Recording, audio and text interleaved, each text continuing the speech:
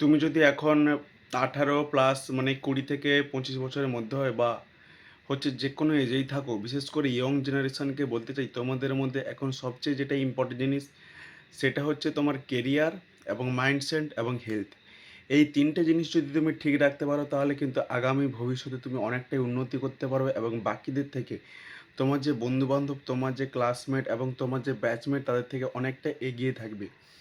সেটা হচ্ছে এখনকার দিনে মোস্ট ইম্পর্ট্যান্ট টাকা ইনকাম। তাই হচ্ছে তোমরা টাকা ইনকামের প্রতি ধ্যান দাও। সাপোজ কেউ কলেজ স্টুডেন্ট আছো, কলেজ স্টুডেন্ট অথবা কেউ নতুন জব খুঁজছো, তো কলেজ স্টুডেন্টদের অনেক ওয়েই আছে বিভিন্নভাবে টাকা ইনকাম করার।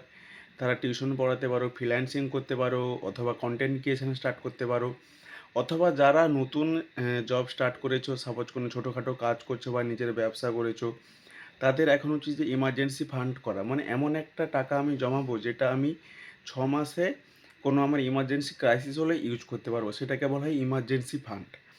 সেকেন্ড ইম্পর্টেন্ট হচ্ছে তোমার আর্নিং শুরু করার পর সেটা হচ্ছে তোমাকে একটা হেলথ ইন্স্যুরেন্স করাতে হবে অ্যান্ড টার্ম ইন্স্যুরেন্স, কারণ এই দুটো তোমাকে দুটো বড় বড় ধাক্কা থেকে রক্ষা করবে। একটা হচ্ছে হেলথ ইন্স্যুরেন্স, মানে তোমার যদি কোনো বড় অঘটন হয়ে যায় অ্যাক্সিডেন্টালি বা তোমার ফ্যামিলি কিছু হয়ে যায়, সেখানে তুমি ওই যে একটা খরচটা হবে টাকাটা হিউজ অ্যামাউন্ট, কোনো কিছু অ্যাক্সিডেন্ট হলে হেলথ রিলেটেড, সেখানে তুমি একটা বড় টাকার ব্যাকআপ পেয়ে যাবে। তোমার যে কষ্টের টাকা সেখান থেকে কিন্তু খরচ করতে হবে না।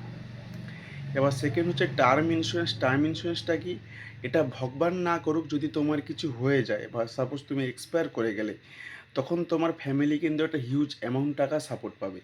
তাদের নেক্সট লাইফের জন্য, সার্ভাইভালের জন্য, তাদের জীবন কাটানোর জন্য কিন্তু 50 লাখ, 1 কোটি, 1.5 কোটি, 2 কোটি বিভিন্ন টাকার কিন্তু তুমি টার্ম ইন্স্যুরেন্স করতে পারো। এক্ষেত্রে তুমি আমাদের কনসালটেন্সি ইউজ করতে পারো, আমরা সাজেস্ট করব কোনটা তুমি নিতে চাও, 25 লাখ, 50 লাখ নাকি 1 কোটি। তোমার যেটা হলে তাহলে প্রথম হচ্ছে টাকা ইনকাম করা, সেকেন্ড হচ্ছে টাকা ইনকামের পরে ইমার্জেন্সি ফান্ড করা, তারপরে থার্ড হচ্ছে হেলথ ইন্স্যুরেন্স, টার্ম ইন্স্যুরেন্স। এবার নেক্সট হবে তোমার ইনভেস্টমেন্টের স্টার্ট। এবার ইনভেস্টমেন্ট মানে টাকা জমানো ভবিষ্যতের জন্য। তো ভবিষ্যতের জন্য যদি তুমি টাকা জমাতে, প্রথমে বলবো যে বিভিন্ন রকম ইনভেস্টমেন্ট রয়েছে, যেমন মান্থলি বই করা, যেমন পোস্টালের আরডি, ব্যাংকের আরডি, অথবা mutual fund, stock market, life insurance, বিভিন্ন রকম ইনভেস্টমেন্ট অপরচুনিটি রয়েছে। তাই আমি প্রথমে বলবো যে তোমরা প্রথম সেফ ইনভেস্টমেন্ট করো, মানে যে ইনভেস্টমেন্টটা আমার সেফ, আমার রিটার্ন বেশি দরকার নেই। প্রথম রিটার্নের প্রতি বেশি আশা করো না। রিটার্নের প্রতি বেশি আশা করতে গিয়ে সবাই স্টক মার্কেটে ঝেঁকে পড়ে ট্রেডিংয়ে, তাই কিন্তু বিশাল ক্ষতি করে ফেলে নিজের, এবং নিজের ফ্যামিলিও অনেক সময় ক্ষতি ডেকে নেয়, সেটা তারা বুঝতে পারে না।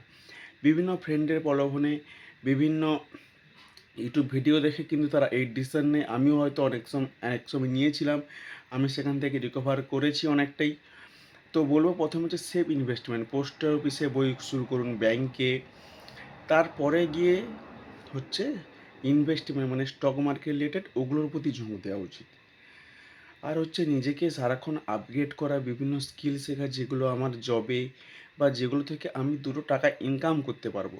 তো সেই স্কিলগুলোও কিন্তু তোমাকে শিখতে হবে ধীরে ধীরে, যেগুলো তোমাকে আগামী লাইফে কিন্তু এগিয়ে যেতে সাহায্য করবে।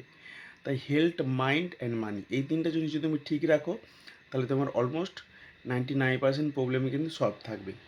ওকে, সো থ্যাংক ইউ। আজকের মতো দেখা হচ্ছে নেক্সট একটা তাগড়া ভিডিও নিয়ে নিয়ে আসবো তোমাদের মাইন্ডসেট এবং হচ্ছে তোমাদের মানি ঠিক করার জন্য। তো থ্যাংক ইউ বন্ধুরা, আজকের মতো এখানেই।